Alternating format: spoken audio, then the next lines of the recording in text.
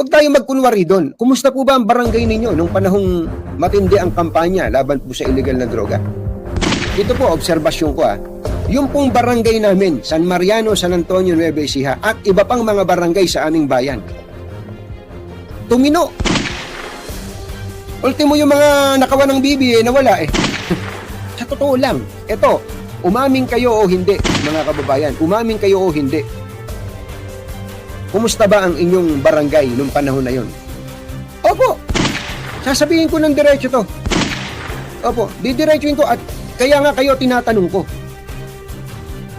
Kayo tatanungin ko, nung bang panahon ninyo, ano nangyari sa mga, nung panahon ni Duterte, ano ba nangyari sa mga barangay ninyo? Hindi po ba?